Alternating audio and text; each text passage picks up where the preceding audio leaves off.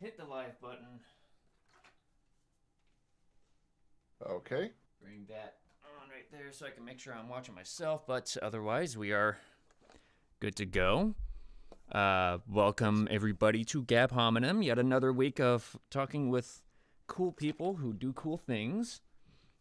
And this week we've actually got another fun one with another returning guest, Kennedy Phillips, the sound designer for Hasbin and Heleva, as well as the maker of the wow, I fumbled over my own words. Also, the maker of the audio drama Magus Elgar, available in many places you can listen to podcasts, including Spotify, I believe iTunes Store. Yeah, you can get them wherever audiobooks are sold, wherever pods are cast. Yay.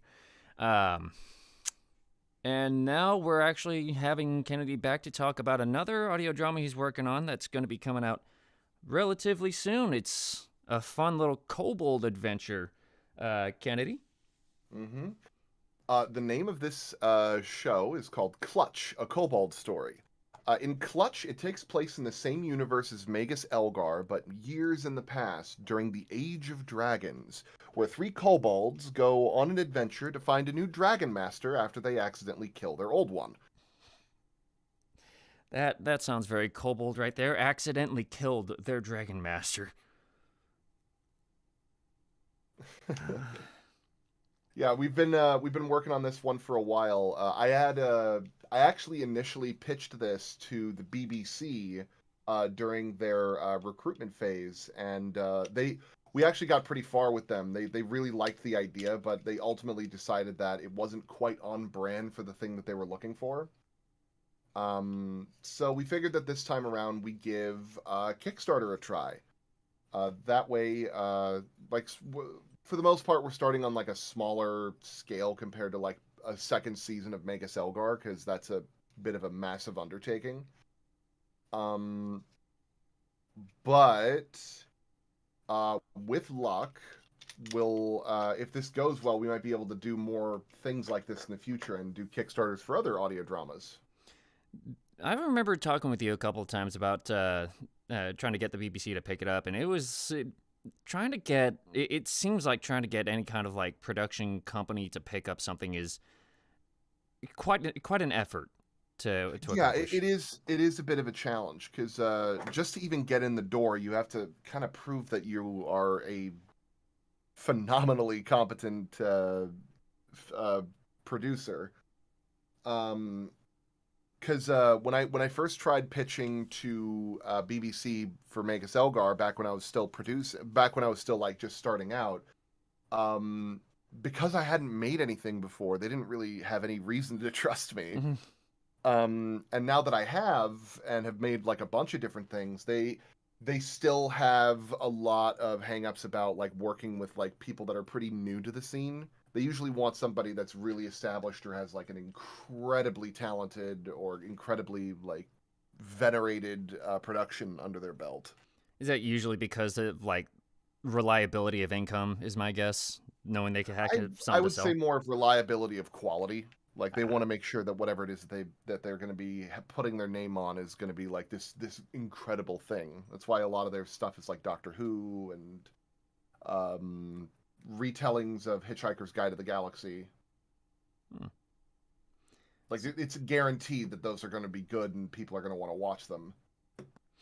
All right, that's fair. Um, so it's with this, it's we're now going into a Kickstarter to try to fund this thing, which is going to be, I believe. Wait, is it later this week that the Kickstarter is supposed to It go, is or October 21st is when it's going live. which is yeah, that's later this 4 days. Yep, I can't wait for it because I haven't done a lot of Kickstarter since a little bit before the pandemic, and that was mostly for like tabletop games. Yeah, this is you're I'm in the same boat in that regard because this is the first time I've ever done a Kickstarter, so I'm a little bit nervous. Um, well, let's see. Have you had a chance to talk to see if you can learn anything from Fable in that regard? When it like, cause Oh, they, I've been speaking to anybody I can get my hands on.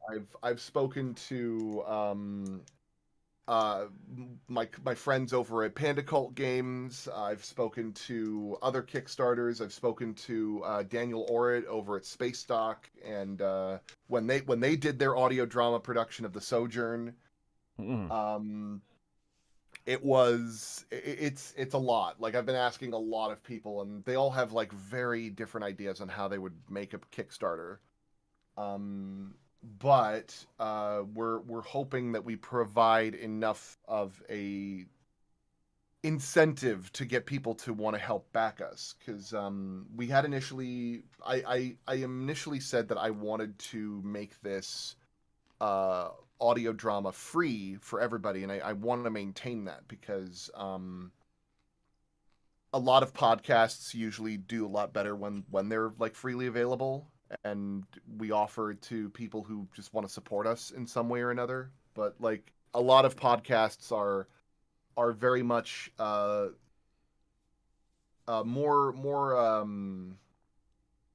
Spartan in some of the production value that they want to have. I'm not going to say they have bad production value in the slightest. I'm more saying like a lot of podcasts are usually like one person in a recording booth at home working remotely, whereas I'm trying to get a studio involved and get like a whole thing going with that.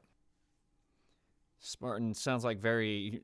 I usually take that as to mean like very like bare bones, minimalist, but get the job done type of thing. Yeah. Yeah. Yeah. I mean, like, again, you could do a lot in that kind of thing, but I usually like going above and beyond what's considered acceptable, Yeah, because I'm a little bit of a perfectionist when it comes to my sound design. I want to have like more and more and have it be like some engrossing, fully enveloping experience. that's fair. Because was it one of my favorite podcasts nowadays is the Last Podcast on the Left, and they're going on like, fuck, I think like 5 years of this of pod. No, I think they were closer to 10 years of podcasting at this point. Oh wow. I don't remember. All I remember is they're well past 500 episodes, and that's usually once a week. So I like, personally, I could never do that, mostly because I have a day job that I need to take care of, for yeah. one, and I don't have that kind of free time. Yeah, it's the same with me. Um, I've got my day job, but I'm operating this and the Insanimators, or helping with the Insanimators, I should how say. I'm long not are the full. how long are their episodes? Uh, the last podcast usually hour and a half on Oh average. my gosh. What is it, Uh, like a talk show, or is it like a full like narrative thing? it's a lot of it's kind of like a talk show. It's just three comedians who just sit around and talk about true crime stories. Okay, well that is definitely different. But yeah, it's really fun to listen to. But when I remember them talking about their own past in some of their own episodes, they used to start in a freaking like closet in the basement of a restaurant where they just That had sounds like about right. comforters pinned up on the walls. That sounds about right. Like, my first when I first started working and doing sound design in my field, I was actually editing out of my bedroom, next to like a little dingy chair, next to my bed, and I had like the tiniest, most pitiful speakers. I'm only imagining those really old, like back in the early 2000s desktop speakers. No, I actually did have some task cams, but they're like 3 inches tall. Yeah, they're little troopers, them. They just believed in themselves. I did not have the heart to part ways with them. They are still sitting here, just adding dressing to my office in front of my computer monitors, pretending like they're actually doing something. Well, hey, those small beginnings are kind of what lead to so many greater things. Like, I would, damn it. I had talked to this a while back when I managed to get to talk with Stamper, and he started by, he apparently didn't even finish high school. He just went straight to doing web design. And from there, he started working with the guys on Newgrounds until, people started saying, hey, can you do a couple of quick voice spots for me? He's like, sure. And out of nowhere, he just gets into a voice for this Hasman thing, which, like everything else he had been a part of, he did not expect that to blow up as much as it did. Uh, Mm. so with yourself, I'm guessing when you were doing your work out of your little bedroom with those dinky little speakers, that you weren't going to be working on things that are as like, I guess appreciated as has been in Helva, what you You'd do be nowadays. surprised. I actually did work on a series when I was in that dingy bedroom. I was working on Draw My Dream for DreamWorks TV, which is on Hmm. like the Awesomeness TV channel, where we actually would have kids talk about dreams that they would have. Then I would edit the video down to like from like a 20-minute rambling interview to like a 5-minute thing that we could do something with, and a animator would come in and draw each of the characters, and I would sound design them, and we would piece together like a little video. I made about 30 of those, and we ended up getting like on average like 2 million views a video, Shit. which was pretty nice. Like a lot of people seem to really enjoy it. Like it was fun for a while, but now the producer's working on I'm trying to remember what it was. He recently got like an Emmy, which is just Oh. crazy. Zach and Mia. He's the director and producer on Zach and Mia. I know I've heard of And that. he's been doing some great stuff now. I know I've heard of that. I feel kind of like silly that I talk with people who work in entertainment, but I don't actually look at all, a lot of the latest entertainment products that are coming out nowadays. Like, I mean, in all fairness, I never actually got a chance to watch Zach and Mia myself. So well, it's like for me, I wasn't aware until just last night that apparently Disney decided to start up a Turner and Hooch series, which is supposed to be like a sequel to the original movie with Tom Hanks. And it stars that freaking work? Josh Peck. That's ugh. It's interesting, but it caught me completely off guard when I, walked into the, the living room and my dad and his partner were watching it. I'm like, wait, hold on. So I guess that's a product of me just being so freaking busy lately with work that I just don't get the luxury of keeping up with so many like new TV shows and all that. Like I want to check Mhm. out Squid Games, but I just don't have the time nowadays. I watched one episode of Squid Game, and like it is a bit of a slow start, but once they finally got there, I was having a bit of fun. Mhm. I may watch more of it, I am but only hearing good I things. I mean, to be fair, like a lot of the time I'm so like done with work that I don't really want to sit down and watch something like really involved. I just usually like watch an old TV show that I saw a while back that's like a half hour, and I could just shut my brain off and just let it play. I usually find myself listening nowadays to a lot of like science YouTubers and podcasts like Kyle Hill, Dark Skies, Bright Sun Films, and all that. And it's Hmm. really fun to just listen to something kind of interesting while I'm doing like, doing my day job or, getting things set up for a stream. Um, but with that, you said you came out of working with something with DreamWorks for a while. And I imagine a lot of that is more experience you took with you to working on things like Has-Been, as well as your own show, Magus Elgar, and now with Clutch. Um, but I'm curious as to what kind of things you learned from working on Magus Elgar that you applied to, or that you're applying to working on Clutch. One of the things that I learned pretty quickly is just how expensive it is to get to get people into a studio and to even get like Walla sessions. Ooh, Well, because like Walla sessions, you only pay them like a certain amount, but like it's still like you are spending time with them for like a day, and that can build up. right. Because like even if you only paid them like a paltry like $10 for like just an hour of their time, that's like with enough people that can be like a couple $100. Yeah. Just on that basis. And again, I not to say that I paid them $10. I would never. It's like just an idea of the scale of what the Yeah, expenses could be. like well, one of the things that like really I discovered pretty quickly was that I did my casting through voices.com, Hmm. and they were great. Like, they were wonderful, and they helped me cater. They helped cater to what I was looking for, and I got some really phenomenally talented actors working with me.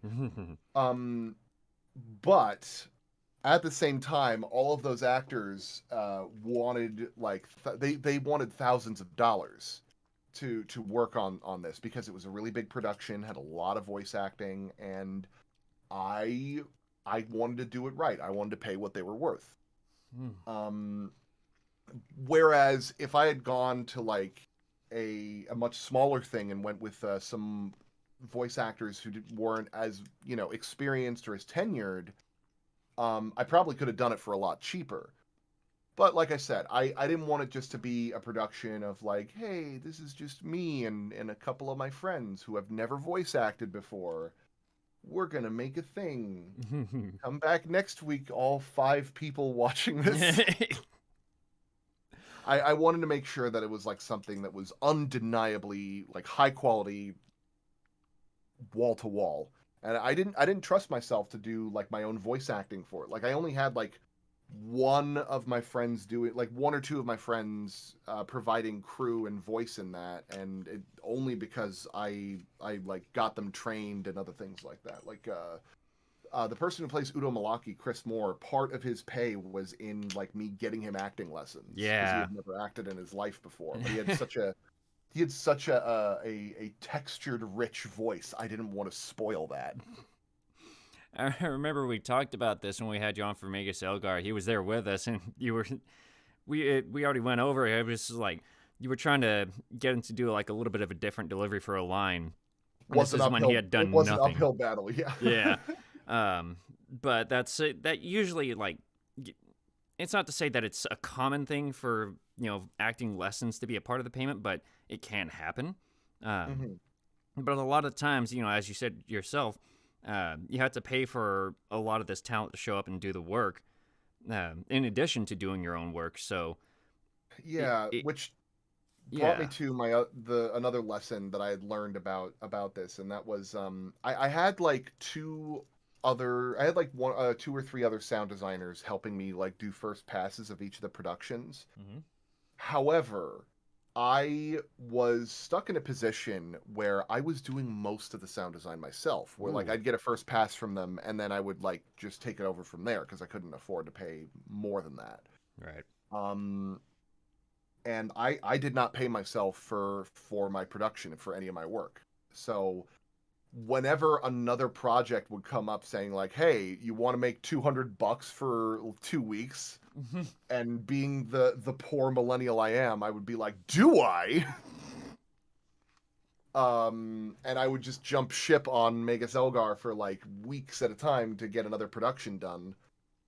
And that caused significant delays. But I mean, like I could afford to do that because who cared? Like nobody had heard of me, nobody had heard of this production. There was nobody excited about it.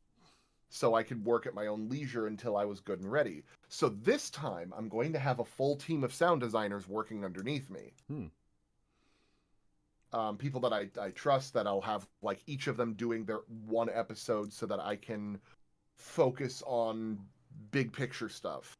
And also so I can work on, Hell of a Boss and Sojourn and all the other commissions that I make a living off of. So it's definitely its own uphill like grind of its own when you're donating your own time to basically what amounts to a passion project. Like talking with Fable, they do a lot of the animation on their own because it takes some of the workload off of the others, so they're not like overwhelmed, as well as saving some of the production money from the Kickstarter, because as much as a Kickstarter goes, it only goes so far depending on the scale of the work. So in a lot of cases, like starting your own business, being a voice actor, doing whatever it is, a lot of it is going to be quite a grind at the start. But it definitely comes to be worth it, whether it's a financial success, critical, or just complete like personal satisfaction type of thing. Like one of the only thing that I've seen truly get like premiered that I've been in is this quick little like one-off audio drama for a media. I think it was a media arts student in New Jersey for their college radio station. And, we all liked it. We just understood it would take quite a while for that kind of thing to come out. And that tends to be the case in many voice acting situations. Yeah.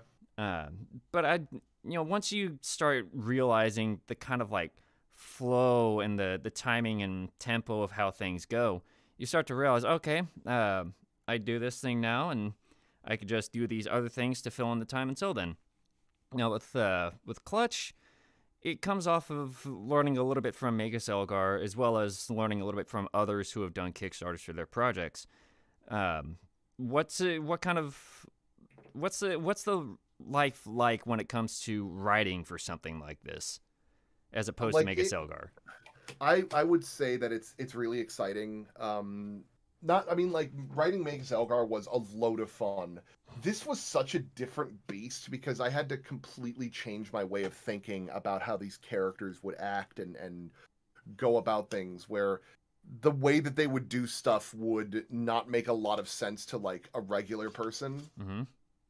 Where like their thought process is so strange and fun. We actually call it Kobold Brain in the writing room. Cause like you'd hear like the kobolds be like, if the kobolds were taking part in like a tabletop adventure, and like one of them's like, I want to play as a werewolf, and they're like, okay, well, you are on this werewolf adventure, and oh no, the ground falls out from beneath you, and it's like, it's okay, I can take the fall damage because it's not like silver or anything. Oh, but the fall is made of silver. That sounds kobold, all right. Because kobolds are very capricious. I don't know how many people know that kobolds are actually really tiny creatures, but they are capricious, they are wild, and they are, how do I put this? They're not very bright. But they get to be really fun when you see them going about their day, especially in groups. What is crazy is that kobolds originally, like, they have like a bunch of different interpretations of what a kobold is. Like the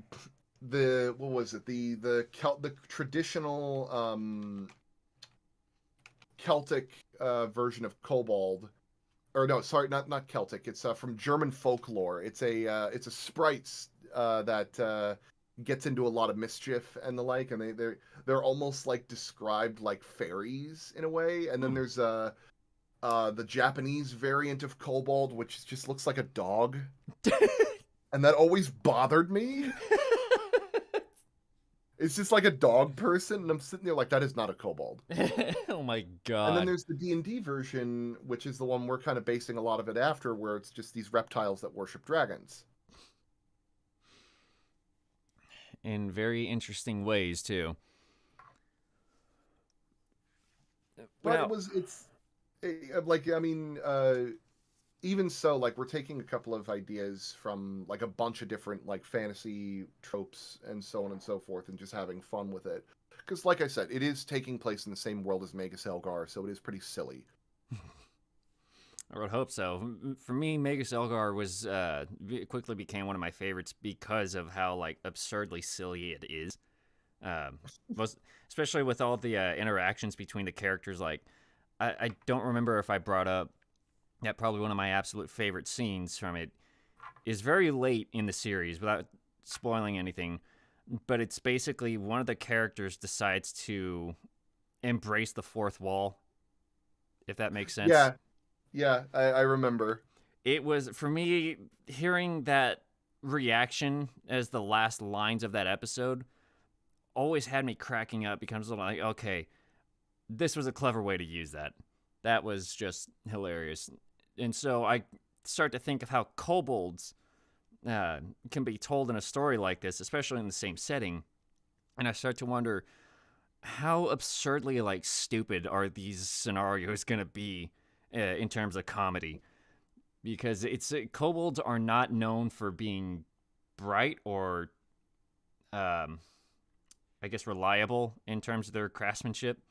There was, in fact, I think when you did the original, I think it was the proof of concept casting call, you had included a video that would basically show what a kobold typically acts like.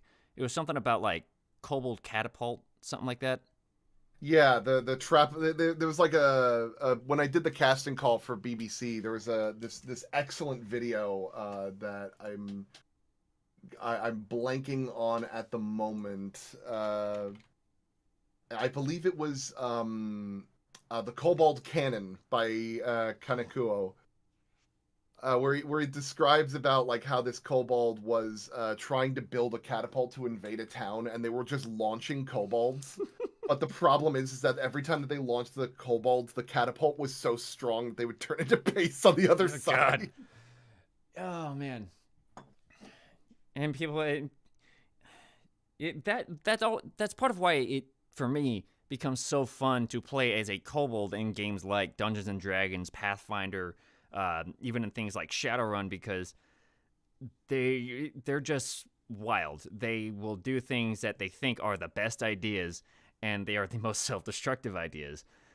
Now, I wonder what kind of like inspirations you're taking to make the characters from Clutch. Well, as it turns out, I took a lot of inspiration from this time not actually from any media, but from my friends. I came back home one day after I was taking care of my dad for like a spinal surgery in Florida. Ooh. And while I was gone, they started up a campaign where all of them were kobolds. And I was heartbroken, but at the same time, I was also really intrigued and I loved it. And I wanted to, and I looked at that and I said, you know what? I want to make my own show about this. I was really hoping it would be from some kind of tabletop campaign that was going on. And it was from like them doing that, but at the same time, we were also taking part in a different campaign. Are you familiar with Acquisitions Incorporated? Yes, and wasn't Will Wheaton part of that at one point? I believe so. Acquisitions Incorporated has a book that you can actually take part in their campaigns, and they have like a really strong campaign in there. I was not aware of this. We actually played as our own group called Team Gato, where it was I'm trying to remember. It was like a guy who could transform into a cow, whose species I can never remember. A tabaxi rogue, and a shapeshifter fighter barbarian kind of like blood hunter thing, and a Loxodon artificer. And basically, if like we rarely actually killed things in that campaign because we kept recruiting people. But by the time that we were done with that campaign, we had like a ludicrous franchise with like 8 side hustles. Oh my god. And I think we invented a religion.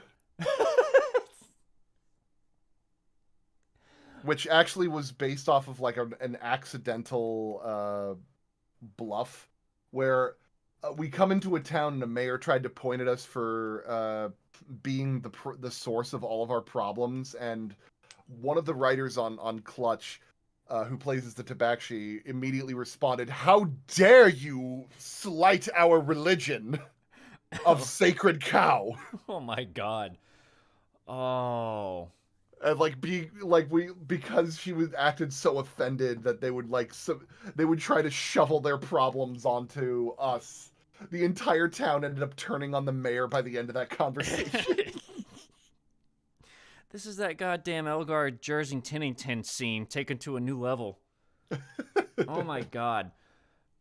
Oh no, that's... It is funny because like Crystal Saavedra, the writer that I'm working with now, she has like a deep affinity for Kaylee because a lot of the things that Kaylee does, she has a deep connection with. Because there's moments where like Kaylee will read a line and then Crystal will pause the audio, look at me, and it's like I feel attacked. There's always that one character somewhere that you just like that. It's that spot on for you where it's just like, okay, who the hell's been spying on me? Yeah, pretty much. At least one exists somewhere. So that's a little bit on the writing angle. Yeah, we're expecting to see, of course, kobolds being kobolds, and a lot of it does come from a sort of a personal connection, not only with the writers but with like how the story and the the setting and all that goes. What kind of like differences in terms of like being an audio drama, if that makes sense, will there be from Elgar to Clutch?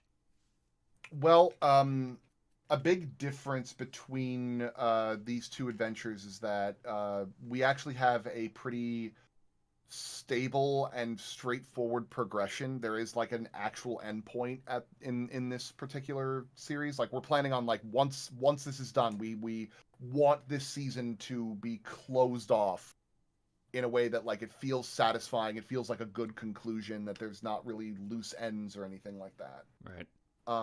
Because that was with Magus Elgar, I was under the impression that I would, just immediately start working on another one, or like people would feel satisfied with the fact that, well, of how things happen with Magus Elgar, which that was silly of me. But the big difference between Magus Elgar and Clutch is that with Magus Elgar, the story was very much contained with the characters and their own reactions to the immediate plot conflict. We didn't really get much opportunities to explore the world. Like, we had like one or two different pieces, but they were more of like backdressing. Whereas here, I want to explore a little bit more of the different facets of Hearth, because we have a bunch of different settings and worlds and races that we never really got to toy around with. Like we'll actually get to meet a proper troll tour in this series, whereas we just briefly mentioned it in Magus Elgar, mostly because it was my first time making a series and I didn't want to like distract or confuse people by casting like a bunch of people that are like a bunch of different races and having to explain what each of them are, because I'm not going to be following that typical trope of orc, elf, dwarf, and leave it at that. Like I'm actually planning on having like a bit of a variation on the species. Yeah, because I think I remember you were talking something about that. I don't remember if it was the first It Didn't Happen botched episode, or if it was in the one we did. But you had told me about another race you were talking about that kind of came about basically as a result of saying, okay, Magus Elgar is I think it was supposed to be an armadillo or something like that. No. That was Magus Surling Tentorn. That's he was originally supposed to be what was called a pangol, which is based off of pangolin. Right. But due to the some of the cultural things we wanted to introduce to it, it made more sense that he become a Quanfloof, which is a big white fluffo dog that whose culture is defined on whoever is the fluffiest has the most honor and prestige and leads their packs. Because as the old Quanfloof adage goes, the floof makes the woof. And that's it. It sounds kind of like we're going to be seeing things like sort of like that when it comes to meeting like new people or cultures in the world of Hearth. When it comes, at least in the process of like listening to Clutch. How much like brainstorming tends to happen when it comes to, fleshing out some new like race in whatever setting, or some new like particular location and the history behind it? I'll tell you what. There was a period while we were like trying to build everything for Magus Elgar season 2. I wanted to flesh out the world really hard, so we went and sat down and just brainstormed, and it took us months. Oh God. Months of discussing and planning and conceptualization, where it's like, oh, maybe this character might not work, oh, this character might not work, or something like that. Like one of the ones that we had like a really tough time with was a race that we will actually get to see just a little bit of in Clutch, called the Phantasmids, which are a race of bug people that live sequestered in this section of Hearth, where their entire lives revolve around creating one great magnum opus, like one great creation that is theirs, whether it be a spell or a work of art or a performance or whatever. Like they focus their entire lives on that one moment, even if it costs them their lives. Damn. And like there's like a lot of different variations on Phantasmids because they're all based off of like various types of insects, but they're not like all just like cockroaches and cicadas and stuff. Like some are like moths or butterflies or other types of critters that you would expect for a Phantasmid to be. Mm-hmm. And so that you said that was a lot of like brainstorming for season 2 of Elgar. How much for a little bit of contrast on that? How much brainstorming was done for season 1?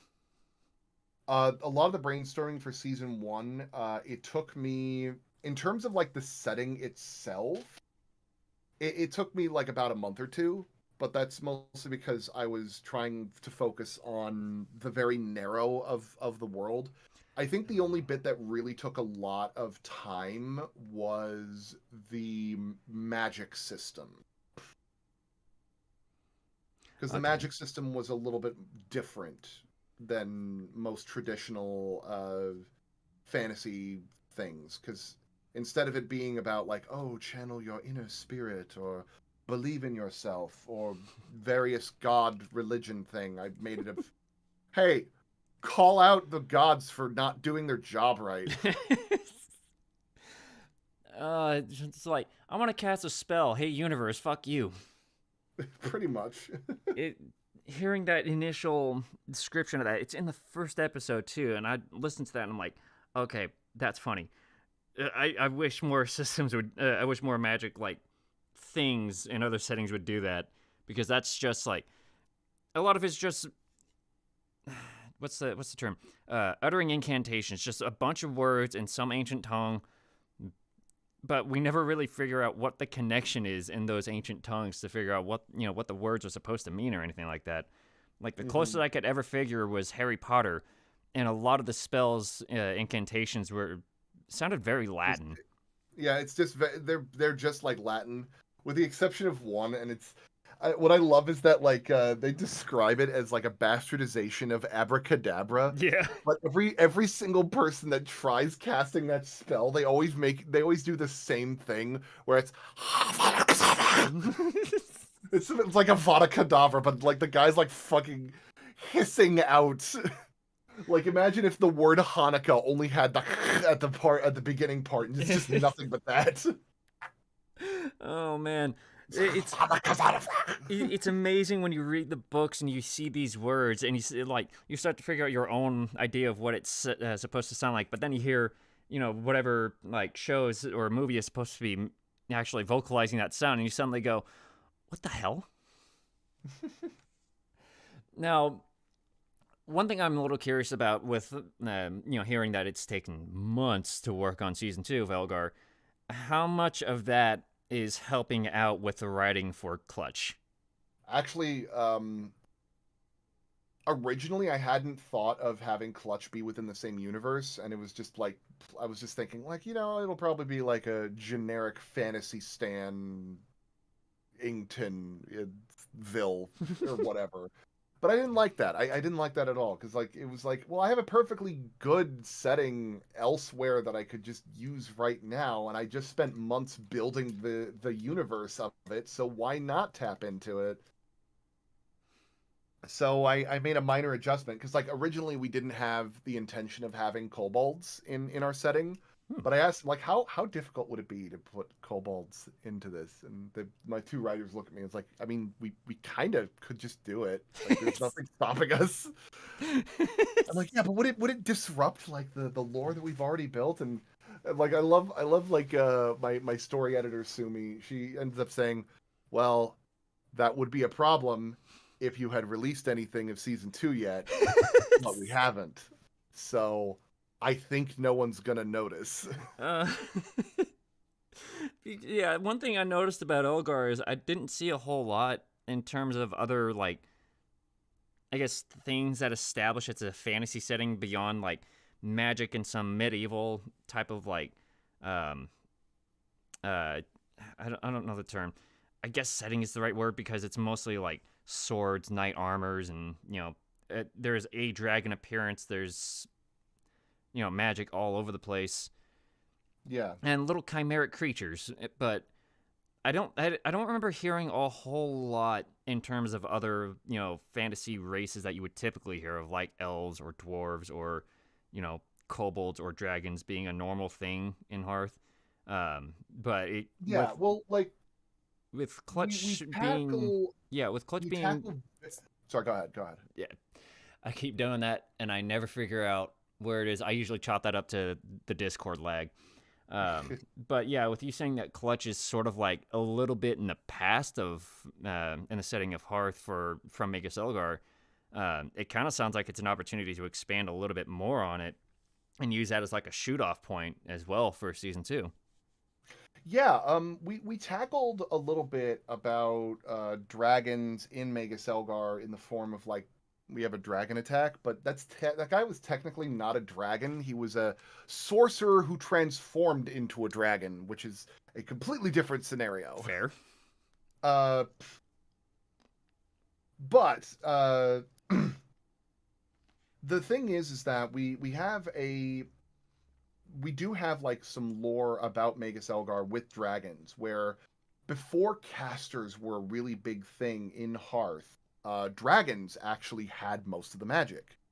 It was very potent and very natural for them, and they could do all sorts of crazy spells and the like in a very intimidating manner. But at some point in history, for reasons I'm not going to get into, the dragons started disappearing. And now in Magus Elgar's timeline, there's not many of them left. There are a few of them, but the few that have stuck around are doing a lot of things in Hearth as like the big movers and shakers of this realm. Mostly things like there is a dragon who I'm not going to say his name or anything, but he runs a bank, which he calls the Hoard and Loan. So, with like all this like big responsibility that these few dragons have left, and I'm guessing Clutch is not too far in the past from where Magus Elgar was set. I'm right now imagining that same bank running dragon also having to deal with basically its own entire like group of what would amount to K-pop fans constantly trying to serve it. That's kind of what we're doing with the dragons in this. Like, okay, it takes place like for Clutch, it does take place a long time in the past, like before Magus Elgar was a thing, before even Magi were a thing. Because that's usually when like all the dragons were around and they were much more common. Okay. But with the kobolds, they kind of fawn over the dragons very much like fanboys and fangirls, and some dragons are into it, some enjoy that kind of attention, and others, like this particular clutch of kobolds is Dragon Master, the benevolent Gaujin Vor the Crimson, kind of just puts up with it. And he has been putting up with it for thousands of years.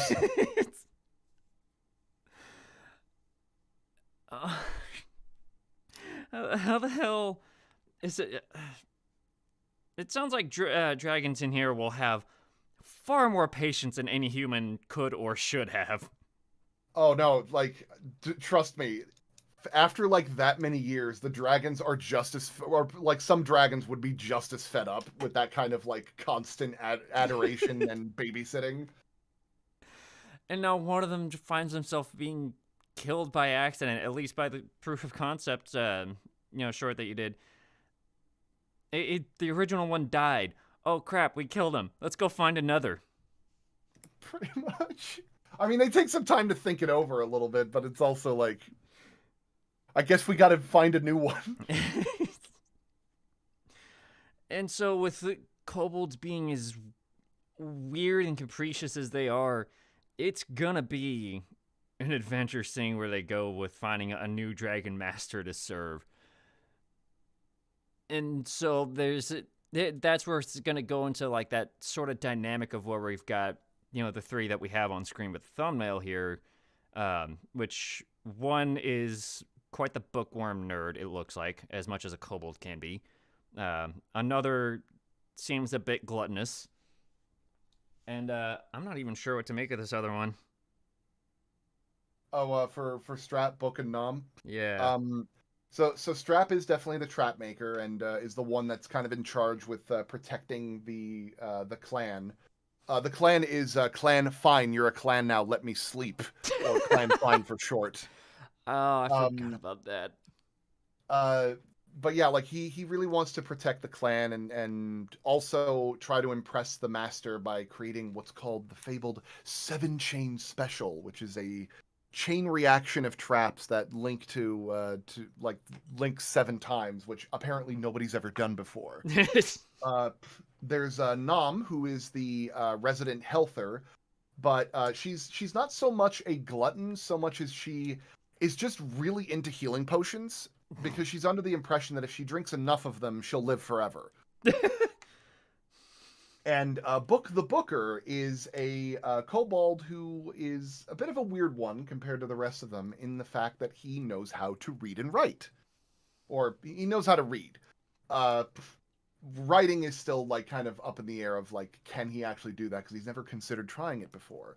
But he loves stories of really absolutely true, completely non-fictional tales like the many exaggerations of Thardamus the Strow and the completely false adventures of the legendary Smooth.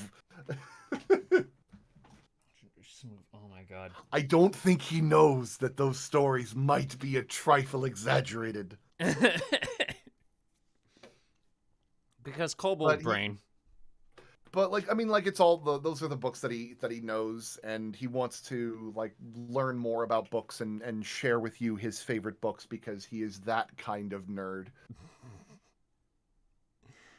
Like, I don't even think the glasses are like real glasses. I think he just wears them because he sees a lot of librarians that wear them, and he thinks that it's like required to be able to read books. Oh man. This is part of what I describe this show as, like, this is what kobolds are, because that's the kind of thing I think they would believe would be the case.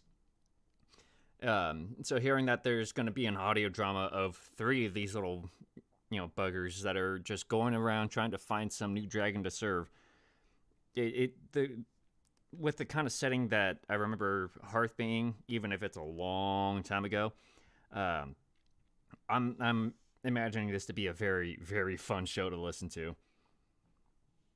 Yeah, like we're only going to be having 6 episodes unless the Kickstarter goes really well, in which case we have a bunch of stretch goals to push it up to 10 episodes if we want to.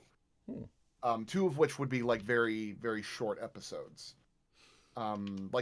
Just brief skits of things. But we're hoping that if we do really well, we'll be able to make more episodes. And if we go really well, like really out there, we're going to try and create like a prototype of a plushie of Strap. And we're also going to be working with a animation team to try and make an animated short of Clutch. That'll be fun. I don't see a whole lot of other shows or anything's really doing animations, of kobolds, and I think that's a shame because kobolds are Well, really fun. I ended up getting a little bit lucky about that because I was talking to the person who's playing as Strap, is Michael Kovac, who you might know as Angel Dust from Has Been Hotel. Hmm. His girlfriend Ashley has been watching this like with earnest interest, and I've been talking with her a lot. And she offered the idea of making an animated short, like a little animated segment, for the Kickstarter.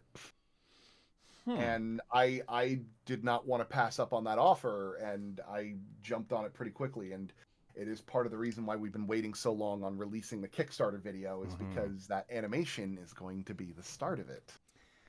That's gonna be fun then. Yeah, it's going to be really exciting. And if we end up getting like the stretch goal for the Kickstarter to do it, I'm going to be like, asking her and a bunch of my animator friends that I've made during my time at Has Been Hotel and Hell of a Boss to see if they'd be willing to like, work on it with me. I'm sure there's quite a few of them that are very interested in seeing where this goes. Yeah, like it would definitely be like a really fun thing. And also, who doesn't like kobolds? Well, if somebody has never heard of kobolds before, I'm gonna have them listen to this, and I'm gonna be fairly certain they're gonna say, "Okay, kobolds are fun." Yeah. Uh, so with that, I wanted to ask, what kind of like I've already asked about what kind of lessons you would learn from Magus Elgar that you're applying to Clutch. Now with that, I wanted to ask what kind of like new things you intend to try with Clutch that you hadn't done anywhere else before. Something that I'm exploring with Clutch. I mean, like aside from like from a production standpoint, I'm trying a bunch of new things. But in terms of like the story with Clutch, I want to try and create a tale that is one and done. Like it starts, it has a beginning, a middle, and end, and then just finishes. So it's my intention to kind of build this as like a little episodic 3 hour adventure that when you're done you feel like everybody has grown and changed for the better and actually learned a bunch of things, where you feel really happy of letting them go about their lives once they're done, once Hmm. their story is over. Because I have always been somebody that has really fixated on trying to make an ending worth it, make an ending feel right.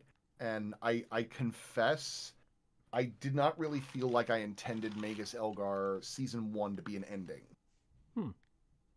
Partially because I didn't I had a lot more that I wanted to tell, and partially because I didn't want to do this thing where I make the story and then I just stop and never do anything with it again. I wanted to have that a little bit. I wanted to have that just a bit open so that I could leave myself motivated to continue. Right. That's definitely an interesting part for me because like using anime as an example, there's shows out there that are still going that were going when I was in elementary school. Things like One Piece, Naruto. Even if it has a new actual like series, it's still going Mhm. as Naruto.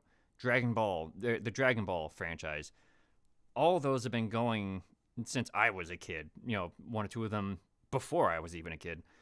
Um, and so it's like for me, it's a little aggravating to see these shows with so much to have to watch, and even with the mangas, so much you got to read that it's very intimidating to see that. Okay, look at all this story that I'm gonna have to start at the beginning to see what's going on at the current point. I don't have that much time. Whereas other shows that are my all-time favorites, like Code Geass, there was only 2 seasons of that show, and that's it. It ends the way it did at the end of season 2. There was apparently like supposed to be some movie that comes after it, but that's kind of like the afterthought of a what basically amounts to an animated advertisement of a book. Mhm. So like it sounds like you do have a little bit of an end goal for things like Elgar, um, Yes, without it going too long. I definitely have a plan for what I wanted to do is like a real like beginning, middle, and end for the series. But in order to get there, it's gonna take a little bit because Yeah. I don't want to rush through it. But it's not like a thing where it's like, oh, I have plans to make Magus Elgar go on for like 8 seasons, 100 years, Magus Elgar. No, I actually have like a real ending for it planned, but I need to get there, And and with that will take a bit. Clutch, you're definitely experimenting with something that's, I guess, short form is more the Yeah, correct word. it's more short form. It's focused on trying to establish that the world of Hearth does not have to exist solely with Magus Selgar. Because I took a lot, I definitely took like a lot of pages from Terry Pratchett, and one of the things about Terry Pratchett that I really admired is that his setting is interesting and varied and strange enough that you could have hundreds of stories of a bunch of different things within the same world, and it still holds water. Hmm. And it just builds upon it for each one. Like the color of magic is about like a really terrible wizard. The Hogfather is about like death taking Santa Claus. Like they're like all of the different stories, going postal, raising steam, guards. They all have very very different stories about being in the Discworld. Hmm. And with Hearth, I'm not going to try and like mimic that perfectly, but I am going to try and like show that I can do different stories outside of just Magus Elgar, and I have room to do that kind of thing. And I can encourage people to like get into Hearth enough to want to make their own stories as well. Right.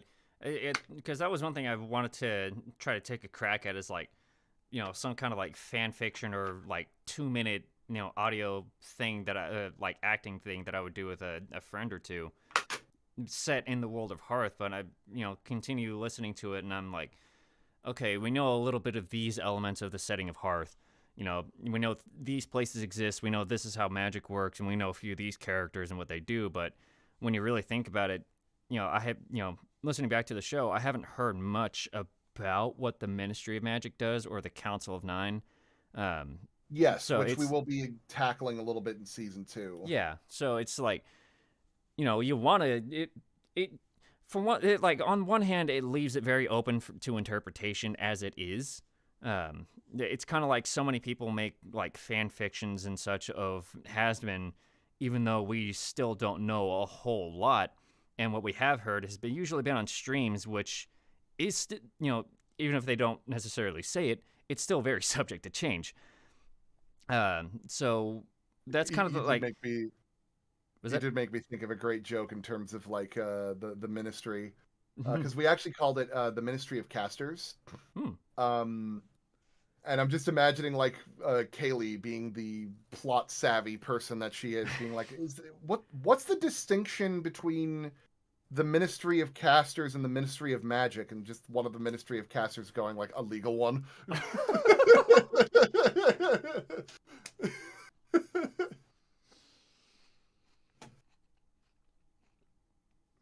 uh, damn it. There it is. Okay. Um, I just love that complete sarcasm, kind of like tongue in cheek response that we usually get in Magus Elgar.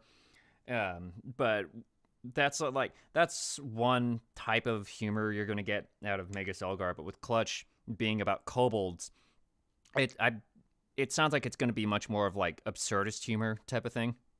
mhm. Which is usually really fun for me, because it's like those completely out of nowhere, hello left field, type of things would happen, and that look of complete like shock or like what the fuck that the opposing character would have always makes me laugh, because it's sort of that thing of like, I was not expecting this, and this throws a complete wrench into my plans. What the hell am I supposed to do with this? Um, and kobolds being the way kobolds are, it can follow up on that, and it just goes wild. Or Mhm. they might have a reaction nobody would expect of kobolds. But at that point, you start to ask, what can you expect of kobolds? Yeah.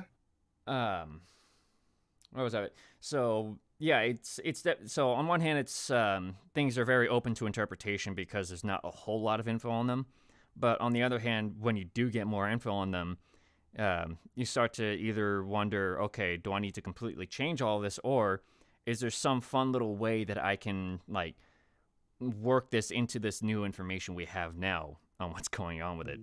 Um, like it, I imagine there's going to be, not, since you decided you're going to set it in Hearth, that there's going to be a little bit of like going back over what was done for Elgar so far and seeing, okay, trying to keep some like continuity. We're going to try to stick to this thing, or what we know currently in Elgar was misinterpreted from this event in the past. With that decision to set it in the same setting, how much might end up getting challenged with Elgar from as a result of Clutch? In terms of like stuff that we've established, not a crazy amount, because I wanted to make it where you don't have to go through the events of Magus Elgar to really know what's going on in this one. Because I always feel like that kind of story can get a little bit hard to follow, like in comic books, where like, had you here's a new completely original adventure. Oh, did you read Green Lantern number 72? Well, then you have no idea what's going on here. You know, absolutely no idea. I've heard that the Marvel movies actually have a really bad habit of doing that nowadays, since there's They so do. many of them. They have a phenomenally bad habit of that now. Like if you didn't watch like any of the Avengers movies or any of the Thor movies, like Loki is just a completely indecipherable mess.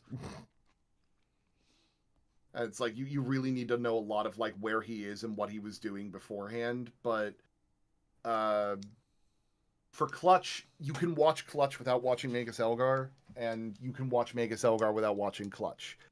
It's just a lot of the connective tissue between these two stories is the setting and the magic system.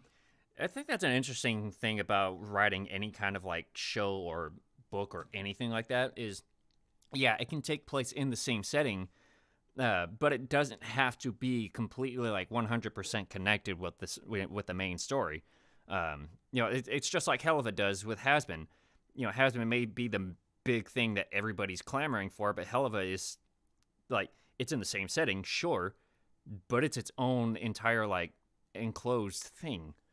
Yeah, and it also lets you get a glimpse of like the world around what Hasbin Hotel is going to be. That's one of the things that I do find fascinating, is that each episode they end up going or doing something really different. They end up going to a different ring, or they toy around with a different concept. Like even though like a lot of people don't really like what was it, episode 4, the one with the cherubs? Right. You did get a chance to get a glimpse of what heaven was like. Right. Like a brief glimpse, but it was something that gave you an understanding of like how that world views that. And it's really fascinating that so many people want to try to like completely connect it 100% with the main thing. But there's all kinds of other things that are like, people who have been playing tabletop games for a long time will probably be very familiar with the Cyberpunk tabletop game.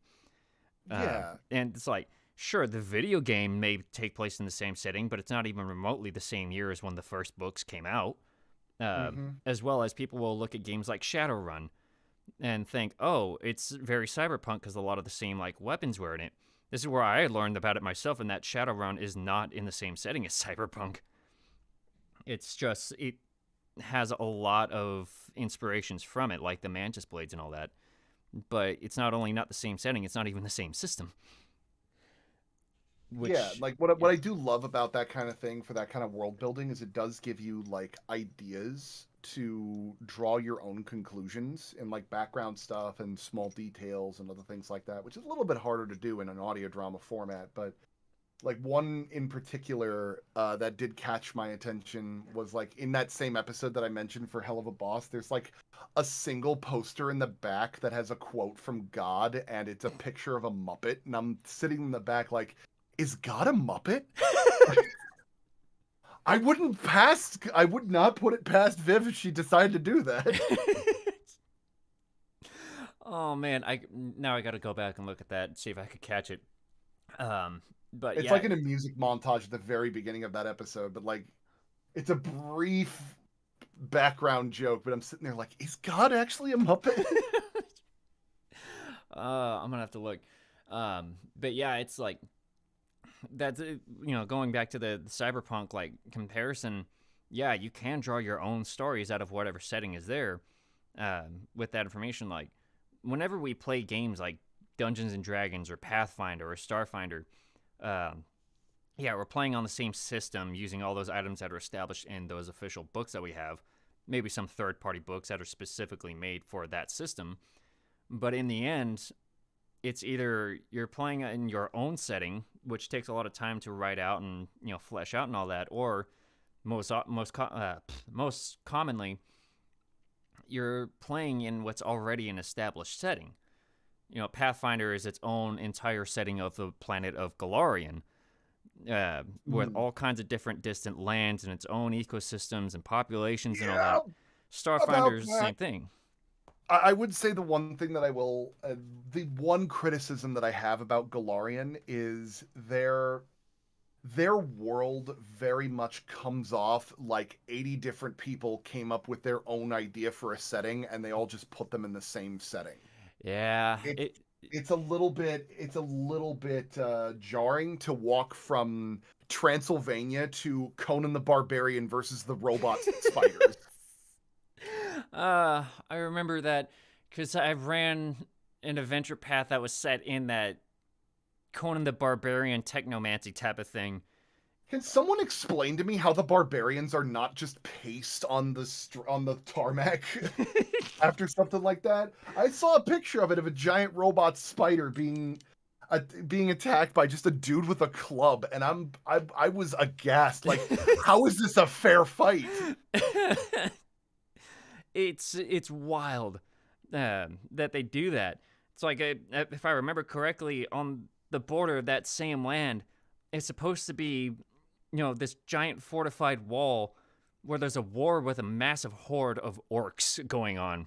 Yeah, it's all these ideas are just not congruent with each other at all. It's hilarious. Like one can justify that for Starfinder because planets have their own entire ecosystems, especially since it's so far in the future. But I tried experimenting with that setting by doing a Pathfinder campaign that was doing like some globetrotting on an airship. And like part of the problem that I had in that campaign was that every time we went to a new area, it was like a complete genre shift. Yeah. But at the same time, playing through all these different adventure paths, we noticed one thing. A lot of the writing is not very consistent in those adventure paths. I love the setting. I love the game. But when it comes to trying to play anything in there and you're going off of the pre-written adventure that they have set for you, which saves so much time. One thing you notice is that, hold on, wasn't this thing written this way in these books, but now it's written like this in these? And then there's just all kinds of weird ones, like in that same, techno-barbarian setting we were just talking about. There's a character that shows up very late in the entire adventure who has, like, this skin of, like, metal ice. And like, that's not the weird part about her. The weird part about her for me and the group that I was running this game for is that she has 2 thumbs on one hand. And we were looking at it going, what purpose does that serve? And I had the chance. It's the curiosity for the character. I don't know. Well, that's the thing. One of the like lead writers for Paizo, the publishing company of Pathfinder and Starfinder, he and one of the other writers, I think, or developers, Rebecca, showed up to a con that we were doing. One of those big like tabletop league kind of cons that you just show up and play a bunch of games across the day. They showed up for a Q&A on one of these cons, and I remember getting to ask the guy. I think his name was Robert something. But I asked him, so in Iron Gods, this character had two thumbs. Do you know the reason that the character had two thumbs? And he basically told me that was most likely an artistic choice by the artist that made the illustration for the character. I'm like, what? Hold on. There's still some missing info there. Yeah, I bet. So it basically means I gotta go and ask the artist that did that. Problem is, I don't know how the high hell I'm gonna get a hold of them for that specific question. So it's like when you notice that kind of like inconsistency or weird thing with no real explanation, it stands out and it's distracting. There wasn't a whole lot of that I remember going on with Elgar, but with you wanting to keep Clutch to like, I think you said 6 episodes. Yes. It sounds like it's going to be rather focused and like it knows what it wants to do, and it's going to be focused on telling that story rather than throwing in, sure, it's fun to have some details you don't really know much about, especially if out of context they're freaking funny. But with Clutch being so short, it sounds like it's going to be a lot more focused on that specific story, which also leaves a little bit of room to experiment. But once you know what you're doing, it sounds like it's going to be, I don't know, the word is escaping me on this one. But I think you know what I'm trying to say, right? Yeah, like it's going to be a lot more contained. Yes, that's it. Yeah, because like without the whole spiel of like, artistic choice is standing out and being a distraction to this for what is supposed to be an actual important character. Clutch doesn't sound like it's going to have a whole lot of that weird distraction. It's also going to be its own interesting story, as we said, not with any required reading from Elgar. It's just like hell, it might even just be an interesting little like quick reference as to what kobolds are generally like, which is going to be a fun it's going to be a fun thing to to do. Is what the hell is a kobold? Oh, do I have something to show you? Yep. So with that, I think the last question I want to ask in terms of Clutch is like, okay, well, it's sort of a two-parter. What kind of like, I don't know. I think I already lost how I'm supposed to ask this one. Go for it. Just try throwing it at the wall. I think I'm gonna go with the other one that I still have remembered. Is the cast list when it comes to things that are going on Kickstarter? Is that something that's usually held onto until the thing is done? Well, no, we usually have like the first, like the main cast figured out. Like our main 3 characters are pretty well established of like who they're going to be played by. There are a couple of others that we're going to be doing like a casting call for, because like trying to do a casting call for a show that doesn't have a Kickstarter, doesn't even have the funding for a Kickstarter yet, is not like a great idea. But I've spoken to 3 actors that are going to be performing. That 2 of them, like one of them's definitely from the pilot script that we did as the proof of concept, and we've got Joanna Christina playing as Nom. We've got LRBJ, who also goes by the name of Caudle online as Book the Booker, and Michael Kovac will be playing as Strap. So with that, do you think there's like, when it comes to getting a show like this done, is there any particular process of, because I've talked with voice directors and casting directors before, is there any particular process you guys followed for Clutch that is a little different to other things you've worked on? Not necessarily. Like the big difference is that like in Magus Elgar, I wanted to have like every single script completely finalized before I started even like talking about announcing things. That's usually like standard practice though, isn't it?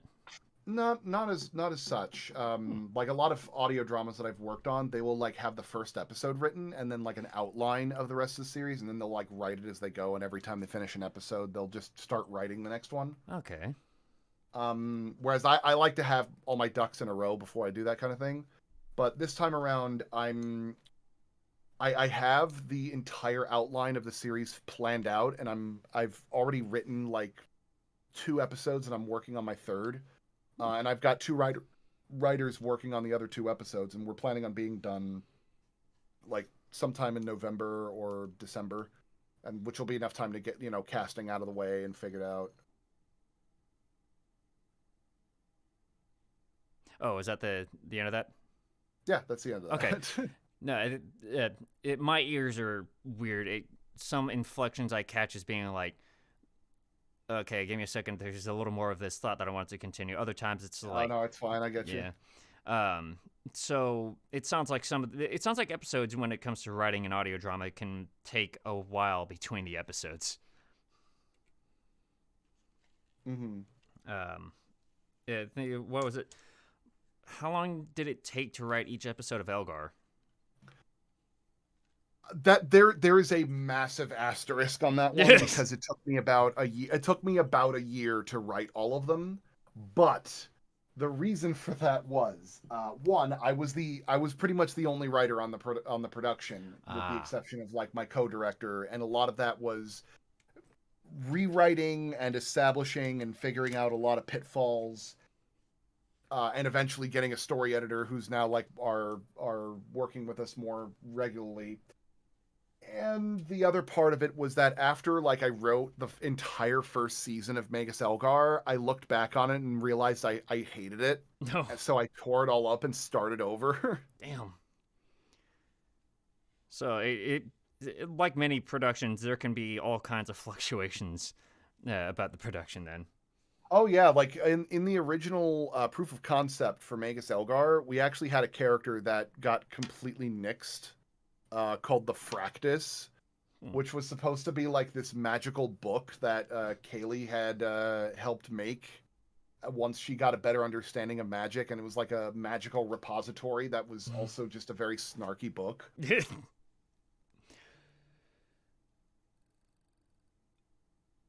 And just it was just not something that it was something that could have been better served doing other things with, like having those lines served by other people. Yeah, because we didn't want to have too much like character bloat. It's an interesting thing here about productions for anything. Like recently, I've been learning a little bit about video game productions, and there's been a couple of games where like I think it was like 6 months into programming everything. I think this was for Daikatana a long time ago. They were writing on everything on id Tech 2 for the engine, but then suddenly the company comes out with Unreal Engine 2, and they decide to change to Unreal. So everything they had was completely scrapped because it was not going to be compatible with that new engine they jumped to 6 months into production. Oh, God. Which it sounds like, with you scrapping the entire thing you had written up to that point, is kind of the same effect in that, okay, all this work done, I think this looks a little bit better. Okay, time to start that whole grind again. Honestly, it kind of makes me think of that whole bit from Metalocalypse, where they're like looking at a new album and Nathan Explosion just deletes the entire album and says, "We're starting again." And they're like, "You've done this 3 times now." Oh my God. So yeah, it sounds like you've already got the idea set for Clutch.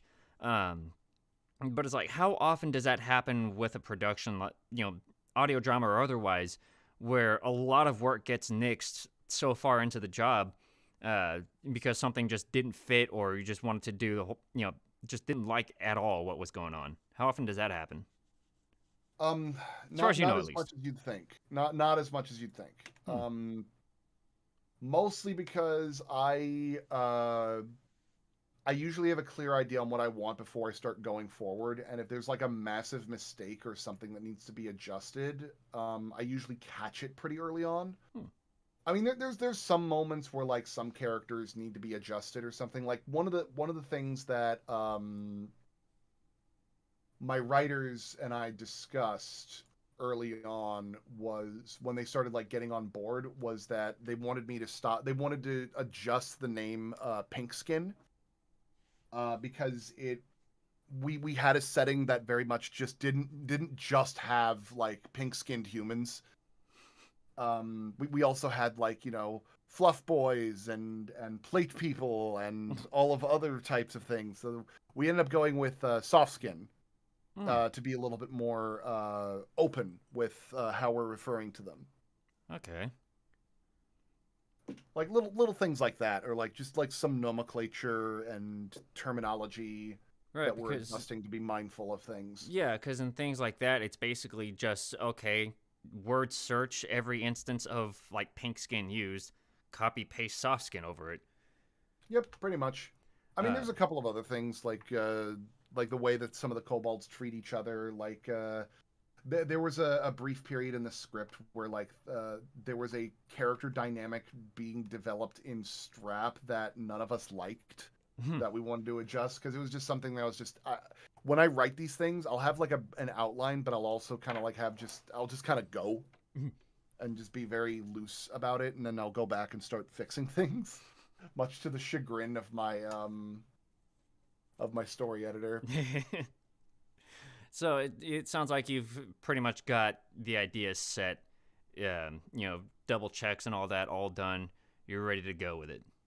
Mm-hmm. All right. So with that, I think I'm gonna ask, once again, when's the Kickstarter coming out, and what kind of things are we looking forward to when that finally launches?